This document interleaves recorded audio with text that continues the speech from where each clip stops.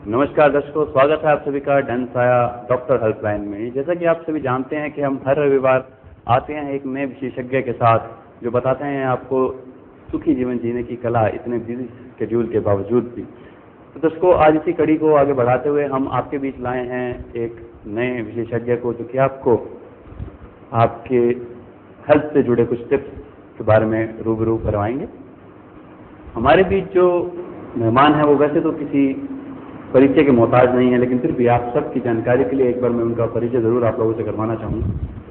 हमारे बीच जो मेहमान हैं वो हैं डॉक्टर अजय जैन, MBBS हैं KGMC लखनऊ से, diploma in geriatrics and gerontology, fellowship geriatric society of India, और as a medical officer serve कर रहे हैं ESI हॉस्पिटल जगाधरी में 1993 से। तो सर, मैं आपका स्वागत करना चाहूँगा अपने इस प्रोग्राम में डनसाया डॉक्टर हेल्पलाइन में। Thank you sir, thank you. तो दर्शकों, आज का हमारा जो विषय रहेगा वो रहेगा general and medical problems of old age people.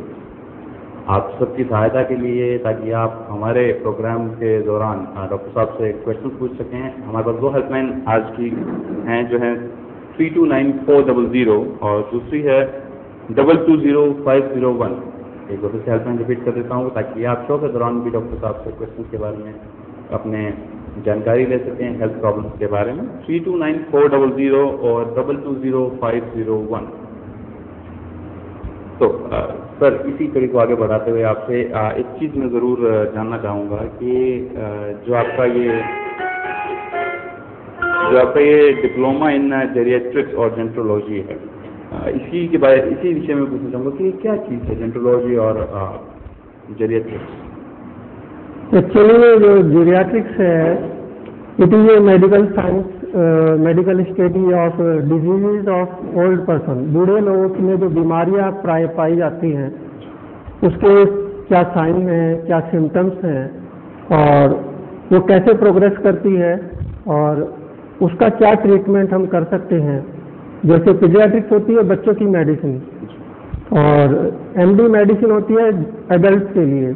इसी तरह बूढ़े लोगों की प्रॉब्लम्स अलग होती हैं, तो इसलिए जेरिएट्रिक्स एक अलग ब्रांच डेवलप की गई है। हालांकि इंडिया में अभी इतनी एस्टेब्लिश नहीं है, लेकिन यूरोपियन कंट्रीज़ में, अमेरिकन में, ऑस्ट्रेलिया में जो डेवलप कंट्रीज़ हैं इसमें काफ़ी डेवलप है और फुल फ्लैज इसमें डिग्री अवार्ड की जाती है, पोस्ट ग्रेजुएशन। अभी इंडिया में ऐसा नहीं है।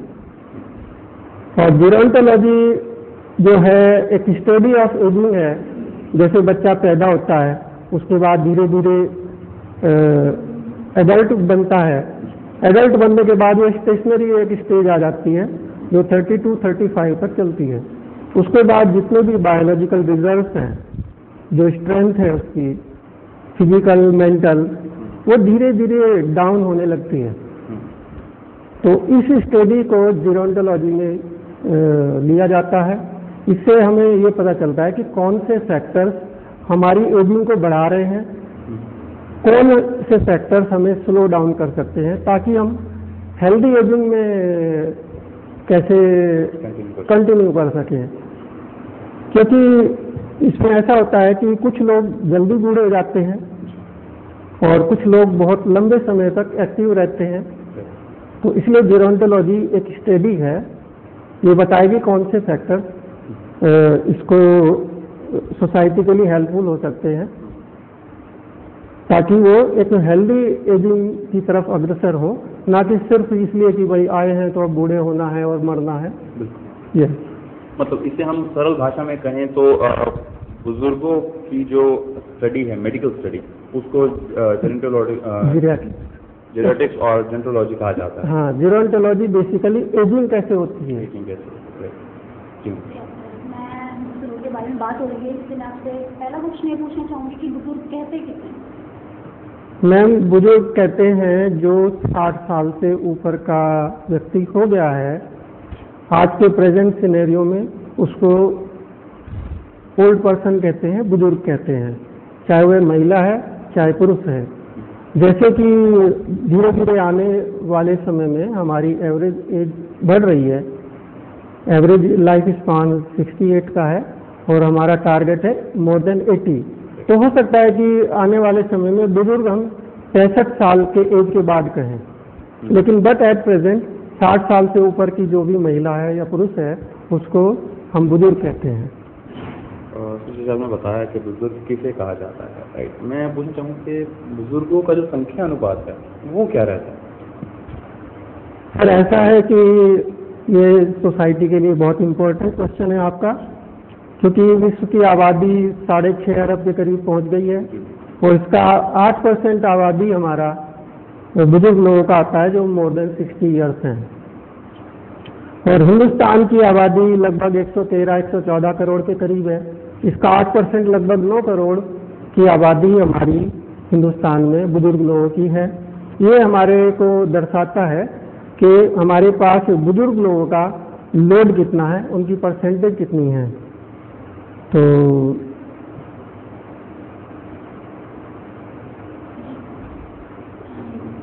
अगला क्वेश्चन करना चाहूँगी मैं आपसे कि बुजुर्ग लोगों को किस प्रकार की सुविधाएं दी जा रही हैं सामाजिक संस्थाओं द्वारा, सरकार द्वारा और एनजीओ द्वारा? देखिए, बुजुर्ग लोग जो होते हैं ये एक एज ऑफ लॉसेस है। इसमें क्या होता है कि 60 साल के ऊपर एक तो वो जॉब नहीं कर सकता है, ठीक है, इकोनॉमिक लॉस हो जाता है। उसके बाद लाइफ पार्टनर की डेथ हो जाती है तो वो एक बड़ा सेटबैक होता है। सिबलिंग है, ब्रदर सिस्टर में से किसी की डेथ हो गई है तो वो एक बड़ा लॉस है, या किसी क्लोज फ्रेंड या रिलेटिव की डेथ हो जाती है तो एक ये बहुत बड़ा लॉस है।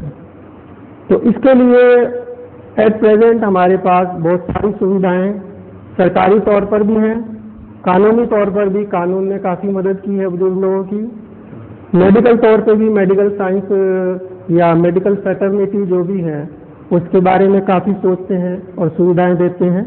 सामाजिक तौर पे भी समाज में एक जागृति आ रही है कि एक ऐसा वर्ग है जिसके पास एक्सपीरियंस है, नॉलेज है, विजडम है, तो इसको अब हमने सुविधाएं देनी है, जिन्होंने अपना पूरा यौवन हमारे लिए समर्पित कर दिया। तो सरकारी तौर पर अगर हम लें तो बुढ़ापा पेंशन एक बहुत अच्छी योजना है सरकार की, जो कि पूरे ऑल ओवर इंडिया लागू है।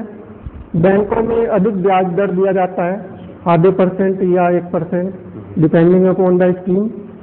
रेल के किरायों में छूट दी जाती है बुजुर्ग लोगों को, ये भी एक सरकारी तौर पर सुविधाएं हैं।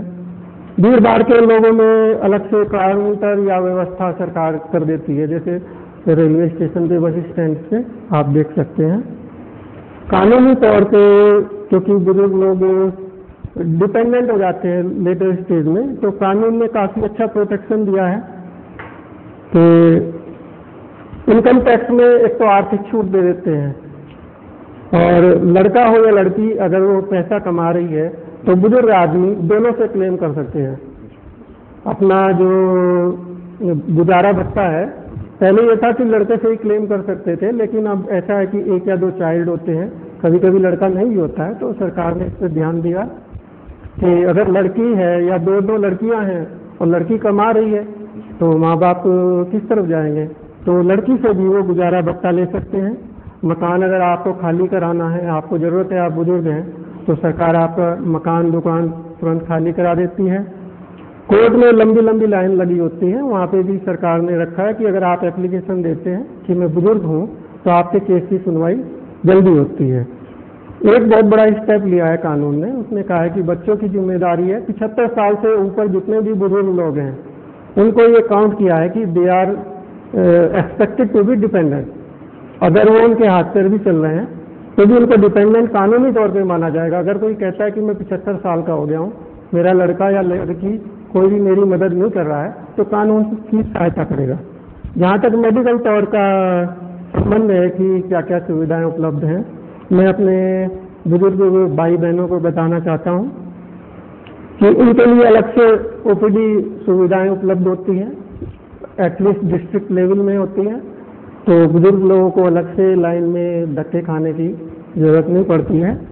दूसरा, स्वास्थ्य बीमा योजनाएं कुछ आई हैं जो उनकी सीरियस इलनेस होती है, जिनके लिए उनके बजट वगैरह से बाहर हो जाता है, तो बीमा योजना बहुत सारी मेडिक्लेम टाइप की हैं, तो वो उसको अवेल कर सकते हैं। और समय समय पर बुजुर्ग लोगों के लिए स्वास्थ्य मेलाओं का आयोजन किया जाता है, जिसमें उनके प्रति जानकारी दी जाती है और चेकअप किया जाता है, उसकी सुविधाएं वो पूरी तरह से लें। और कोशिश करें कि जो गरीब लोग हैं, मजबूर लोग हैं, वो लोग इसमें आगे आएँ। सामाजिक तौर पे ओल्ड एज होम बहुत अच्छी योजना है और बुजुर्ग लोगों को सपोर्ट ग्रुप तैयार हो रहे हैं, एनजीओ वगैरह तैयार हो रही हैं, अनेक समारोह में उनको सम्मान दिया जाता है, इज्जत दी जाती है। तो इस सामाजिक तौर पे उनके लिए सुविधाएं एट प्रेजेंट हमारे पास उपलब्ध हैं। आगे को धीरे धीरे सरकारी तौर पे, गैर सरकारी तौर पे, मेडिकल तौर पे, कानूनी तौर पे जैसे जैसे आगे जरूरत महसूस होगी आगे और बढ़ाया जाएगा। बिल्कुल सर, इसी चीज़ को देखते हुए मैंने भी एक चीज़ देखी कि आजकल ग्रैंड पेरेंट्स डे भी सेलिब्रेट करने लगे हैं स्कूल कॉलेजेस वगैरह में, ताकि जो बुजुर्ग हैं उनको सम्मानित किया जाए, जो बच्चे पढ़ रहे हैं उनके भी बुजुर्गों को सम्मानित किया जाए इसमें। तो मैं आपसे एक चीज़ कहना चाहूँगा कि जो सेल्फ सपोर्ट सिस्टम है बुजुर्गों का, इसकी क्या क्लासिफिकेशन क्या है, क्या वर्गीकरण है इसके अंदर? देखिए सर, ऐसा है कि आज तो हमारी बुजुर्ग लोगों की आबादी 8% है। धीरे धीरे जो आबादी बढ़ने का, हमारा पॉपुलेशन इंक्रीज होने का रेशियो है, उससे ज़्यादा हमारी बुजुर्ग लोगों की आबादी बढ़ रही है। उसका कारण एक तो ये है कि मेडिकल साइंस ने बहुत ज़्यादा तरक्की कर ली है, बहुत सारी इन्फेक्टिव डिजीज़ हैं और बहुत सारे क्यूरेटिव फैक्टर्स हैं, वैक्सीनेशंस आ गए हैं। हमारा एवरेज लाइफ स्पान तेज़ी से बढ़ रहा है। 1901 में हमारी जो एवरेज लाइफ स्पान था मात्र 30 साल था। अगर आज बच्चा पैदा हुआ है तो अगर उसकी उम्मीद करें कि वो 30 साल से ऊपर एवरेज नहीं जी पाएगा, क्योंकि वो इन्फेक्टिव डिजीज से इन्फेंट मॉर्टेलिटी, छोटे बच्चे बहुत जल्दी मर जाते थे, तो वो भी एवरेज में काउंट होता है। लेकिन आज हम गर्व से कह सकते हैं साइंस ने बहुत तरक्की की है, स्टैंडर्ड ऑफ लिविंग लोगों का बढ़ गया है और तो इस वक्त 68 ईयर्स उनकी एवरेज लाइफ स्पान है। और जो इसी वजह से आगे आगे ये फैसिलिटीज और साइंस तरक्की करेगी तो इनका अनुपात बढ़ रहा है, तो पॉपुलेशन के हिसाब से इनकी परसेंटेज ज़्यादा बढ़ रही है। तो इसको मैं तो बुजुर्ग लोगों के लिए साइंटिफिकली क्लासिफाई किया है एट प्रेजेंट डे में। उसी संदर्भ में मैं सेल्फ सपोर्ट सिस्टम का जिक्र करूंगा आपसे। 60 से 70 वर्ष तक आमतौर पे जो बुजुर्ग हैं वो बिल्कुल एक्टिव रहते हैं, उनको हेल्थ प्रॉब्लम होती है तो लीस्ट होती है, कम से कम होती है, वो अपना सारा काम कर सकते हैं, सोसाइटी में मूव कर सकते हैं, वर्क भी कर सकते हैं। दूसरा ग्रुप आता है 70 से 80 साल की उम्र में। कुछ लोग क्रॉनिक इलनेस की वजह से डिपेंडेंट हो जाते हैं फिजिकली और कुछ लोग उसमें 50% के करीब एक्टिव रहते हैं। तीसरा ग्रुप आता है इसमें more than 80 years of age. 80 साल से ऊपर के मुश्किल से 15, 20 या 25% लोग तो एक्टिव रहते हैं, बाकी लोग फिजिकली इतना वीक और डिपेंडेंट हो जाते हैं। तो इसमें क्या है कि हमने देखना ये है कि आज जो बुजुर्ग हुआ है सबको मदद की जरूरत नहीं है। इसमें बेसिकली जो डिपेंडेंट ग्रुप है, चाहे वो 60 से 70 का हो, 70 से 80 का हो या मोर देन 80 हो, उसको सपोर्ट की बेसिकली जरूरत है। जैसे जैसे हमारा बुजुर्ग लोगों का अनुपात बढ़ रहा है तो हमारा लोड तो सोसाइटी पे बढ़ रहा है, लेकिन नीचे जो सपोर्ट सिस्टम है जो इसको सपोर्ट कर सकता है, जो वर्किंग क्लास है, एडल्ट्स हैं, उनका अनुपात नेचुरली कम हो रहा है। तो इसको अगर हम चाहें कि बुजुर्ग लोगों की जो समस्याएं हैं इनसे हम ठीक से लड़ सकें, इनका ठीक से मुकाबला कर सकें, तो हमें बुजुर्ग लोगों के अंदर ही सेल्फ सपोर्ट सिस्टम डेवलप करने की बहुत आवश्यकता है, जिसको हमारे बुजुर्ग लोग भी महसूस करें। क्योंकि हमारे पास कुछ फैक्टर्स ऐसे हैं, जैसे बेरोजगारी बहुत तेजी से बढ़ रही है। 25 साल से पहले बच्चों को रोजगार मुश्किल से मिलता है और 60 साल के बाद या 55 साल के बाद एक ये जो बुजुर्ग लोग हैं हमारे नॉन प्रोडक्टिव एज ग्रुप में आ जाते हैं। 25 साल से पहले हमारी पॉपुलेशन नॉन प्रोडक्टिव है ऑलमोस्ट, और 60 साल के बाद जो है that is almost non productive. तो जो मेन लोड पड़ता है 25 से 60 साल के बीच में, जो हमारा युवा है जिसको अपनी फैमिली सपोर्ट भी करनी है, बच्चों की देखभाल भी करनी है, उसके ऊपर पड़ता है, हमारे हेल्थ सिस्टम पे पड़ता है। जिसमें पैरामेडिकल स्टाफ की, डॉक्टर्स की ज़रूरत होती है। तो इसमें अगर हमारे बुजुर्ग भाई बहन लोग जो एक्टिव है, फिजिकली एक्टिव है, एक सेल्फ सपोर्ट सिस्टम डेवलप करें कि आपके कॉलोनी में, आपके एरिया में अगर कोई ऐसा बुजुर्ग है जो डिपेंडेंट है, थोड़ा सा आप जाके उसकी हालचाल पूछ सकते हैं। कोई दवा की थोड़ी बहुत सेवा की ज़रूरत है तो आप खुद भी कर सकते हैं। तो इससे क्या होगा कि आप अपनी भी मदद कर रहे हैं। अगर हम अपने बुजुर्गों को सेवा करते हैं तो हमारे जो यंगर्स हैं वो देखते हैं, कल हम डिपेंडेंट होंगे, वो हमारी सेवा करेंगे। अगर हम किसी की सेवा नहीं करेंगे तो हम क्या उम्मीद कर सकते हैं। तो इसलिए सेल्फ सपोर्ट सिस्टम, ये मैंने एक डिमांड रखी है सोसाइटी के लिए कि बुजुर्ग लोगों में आपस में डेवलप होना चाहिए।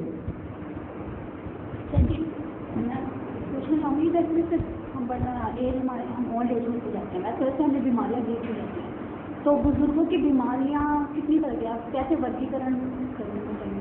जी मैडम, आपका क्वेश्चन बहुत अच्छा है और ये जो हमारे बुजुर्ग भाई बहन हैं इसके जवाब से काफ़ी उत्साहित होंगे।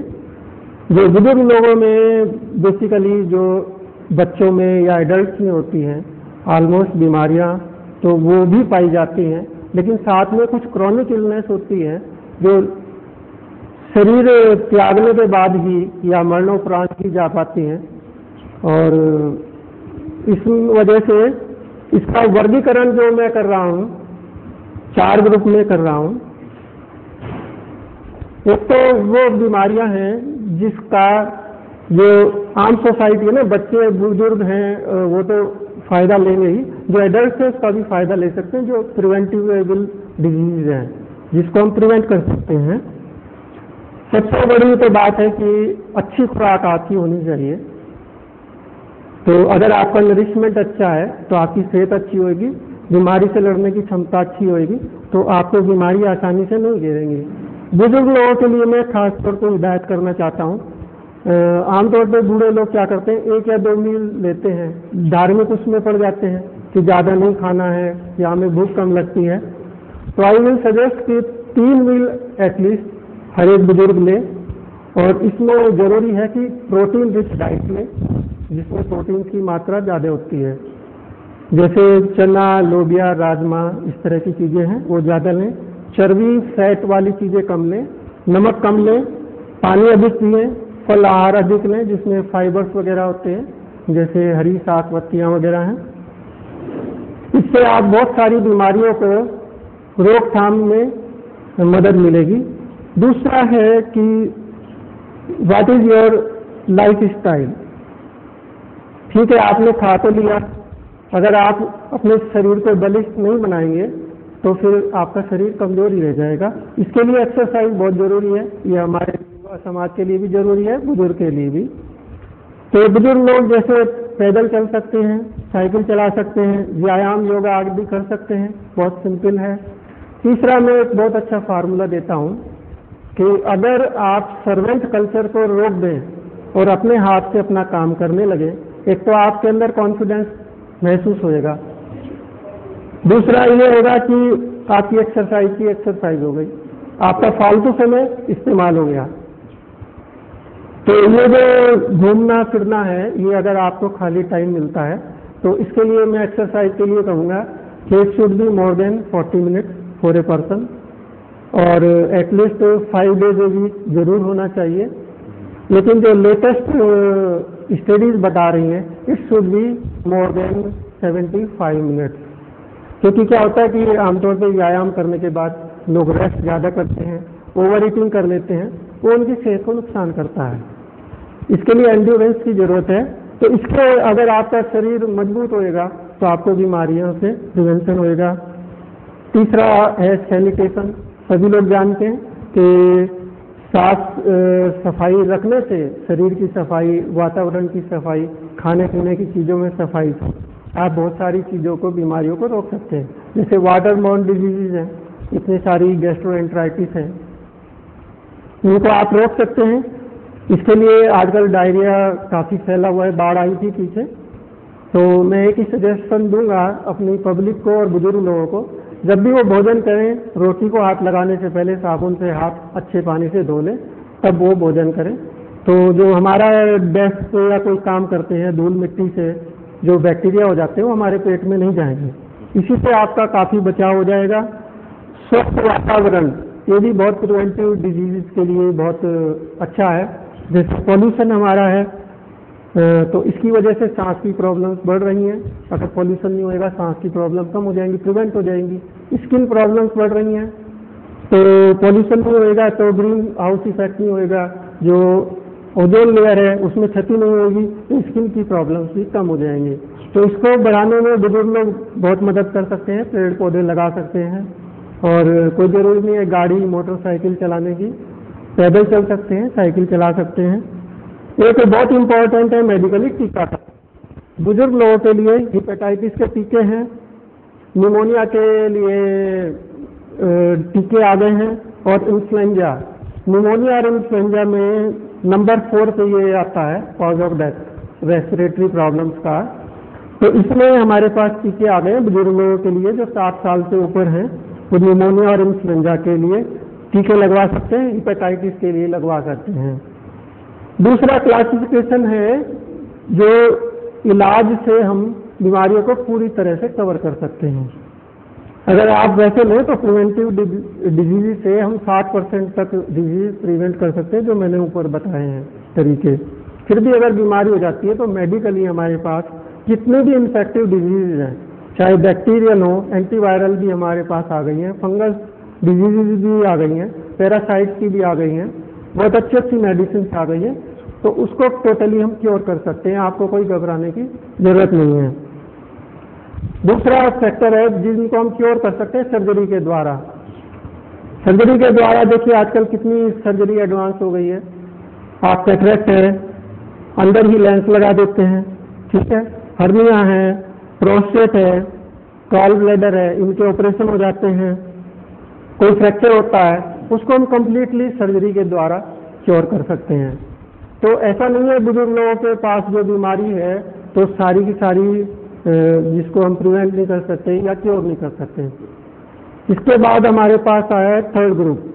कुछ बीमारी क्रॉनिक इलनेस ऐसी हैं जो कि हम क्योर नहीं कर सकते हैं, उम्र बढ़ने के साथ साथ बॉडी में ऐसे चेंजेस आ जाते हैं तो जिनको हम रिवर्ट बैक तो कर नहीं सकते, उसकी वजह से कुछ बीमारियां पैदा हो सकती हैं। तो उनको हम कंट्रोल कर सकते हैं दवाइयों के द्वारा, लाइफ स्टाइल के द्वारा, फूड में अल्ट्रेशन करके।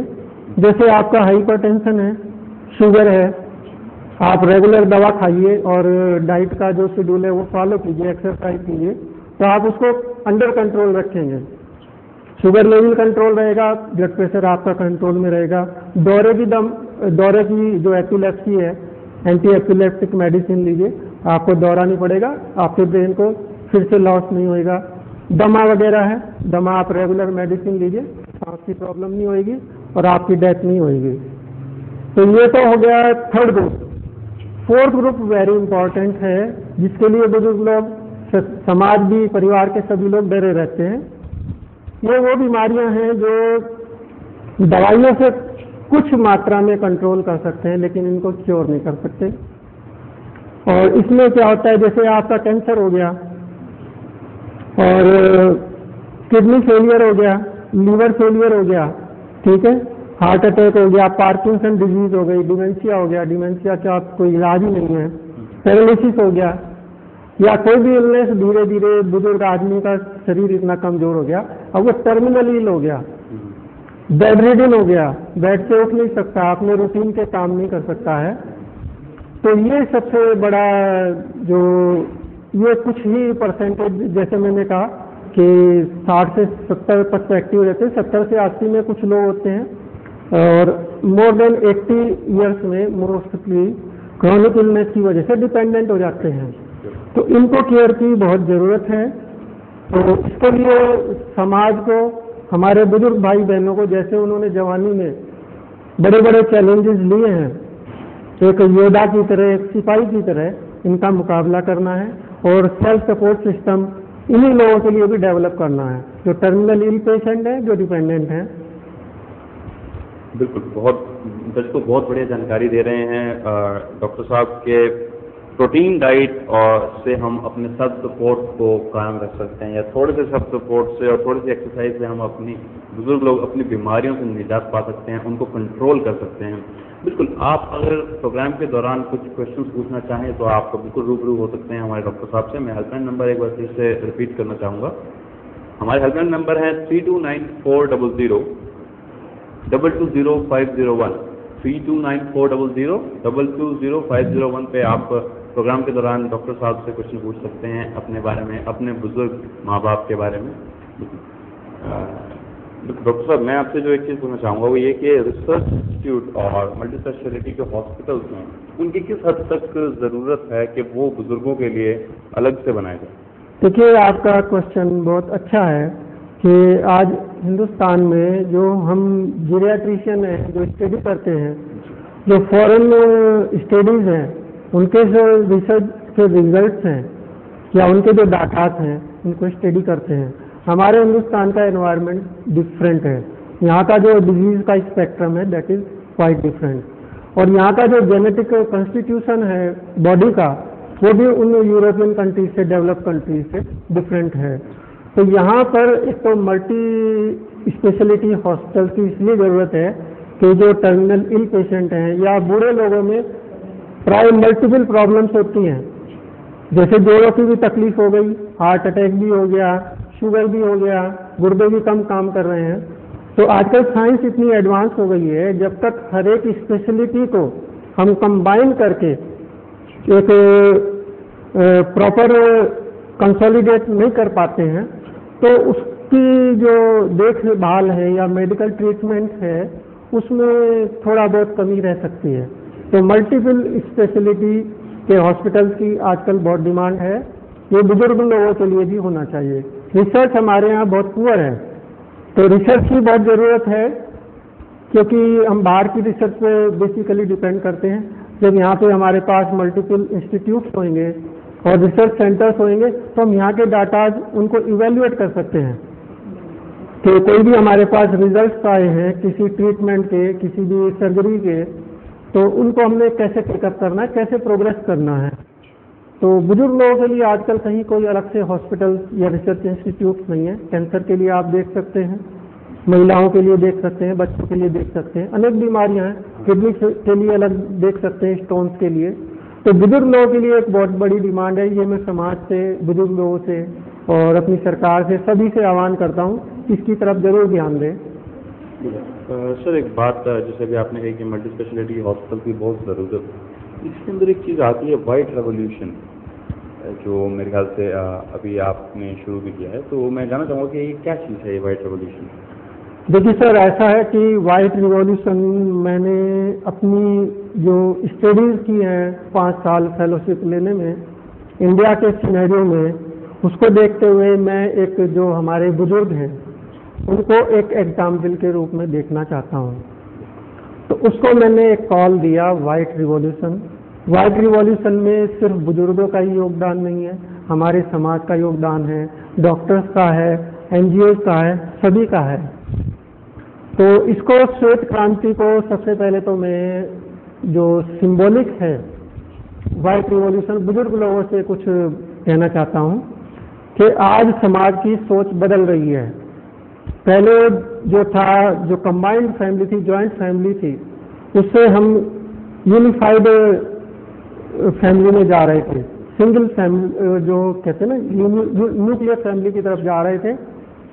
लेकिन अब धीरे धीरे जैसे हस्बैंड भी कमा रहा है, वाइफ भी कमा रही है, बच्चों की देखभाल कौन करेगा, पीछे से मकान में चोरी हो जाएगी, देखभाल कौन करेगा, समाज में परिवर्तन आ रहे हैं, बुजुर्ग लोगों की अहमियत को पहचाना जा रहा है और सरकार भी इस तरफ ध्यान दे रही है, एनजीओ भी इसकी तरफ ध्यान दे रहे हैं। तो अब बुजुर्ग लोगों की भी थोड़ी सी जिम्मेदारी बन जाती है। तो बुजुर्ग लोगों को जो मैंने एक वाइट रिवॉल्यूशन का कॉल दिया है, उसका आप देखिए फोटो एक बार दिखा सकते हैं। सीनियर सिटीजन को मैंने डेफिनेशन दी है। सीनियर सिटीजन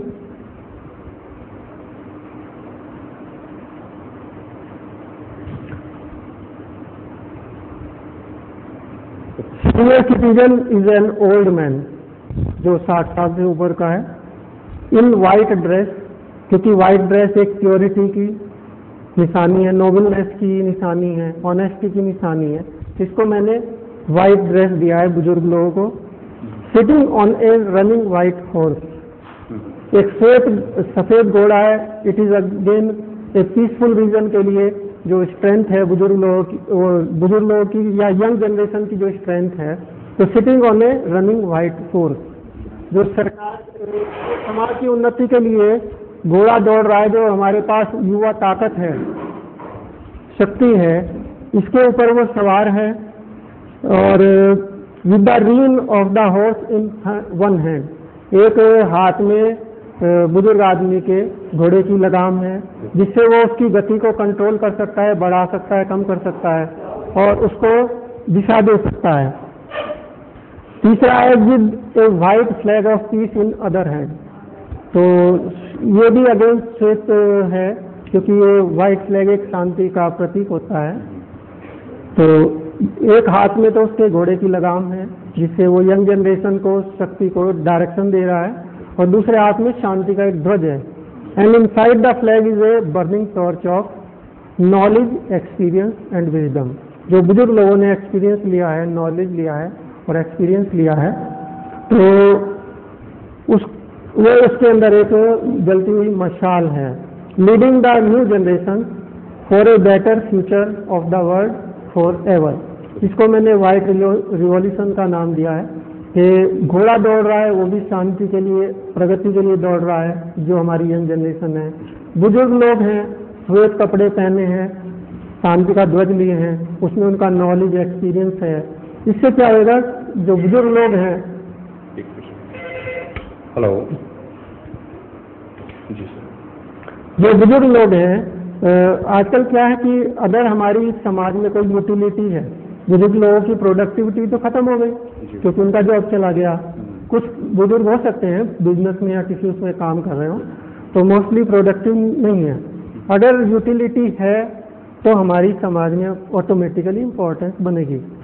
दूसरी बात ये, जो हमारा यंग पॉपुलेशन है, एडल्ट हैं, वो कभी कभी क्या होता है, घबरा के, परेशान होके, इतनी फास्ट लाइफ है तो भटक जाते हैं। ये हम बुजुर्ग लोगों की जिम्मेदारी है कि उनको सही रास्ते पे समझा के अपने तजुर्बे से लेके आए, और यही हमारा वानप्रस्थ आश्रम का कंसेप्ट भी है, जो मैंने वाइट रिवॉल्यूशन में इंक्लूड किया है। क्योंकि जब इंसान छोटा बच्चा होता है तो वो समाज से ग्रहण करता है, शिक्षा ग्रहण करता है, पैसा लेता है, प्रोटेक्शन करता है, हर चीज़ लेता है, और जब गृहस्थ आश्रम आता है, ब्रह्मचर्य आश्रम में वो ग्रहण करेगा। दूसरा आश्रम है हमारा गृहस्थ आश्रम, गृहस्थ आश्रम में समाज से लेता है, अपने बच्चों के लिए, अपनी फैमिली के लिए पैसे कमाता है, तो वो उसी से लेता है। लेकिन अब जब उसके बच्चे सारे सेटल हो गए हैं, तो अब थर्ड स्टेज शुरू होती है वानप्रस्थ आश्रम। वानप्रस्थ आश्रम में हमें मोह माया छोड़ के, अपने बच्चों से लगाव छोड़ के, अब सारे हमारे बच्चे हैं, सभी को हमने गाइड करना है, सभी को समाज को साथ में लेके चलना है। तो ये जो हमारे बुजुर्ग भाई बहन हैं, इस वानप्रस्थ आश्रम के कंसेप्ट को समझें, ताकि समाज में एक स्वस्थ स्वास्थ्य समाज का और प्रोग्रेसिव समाज का निर्माण हो सके। क्वेश्चन पूछना चाहूँगी कि आप हमारे बुजुर्गों को एडवाइस देना चाहेंगे सरकार की?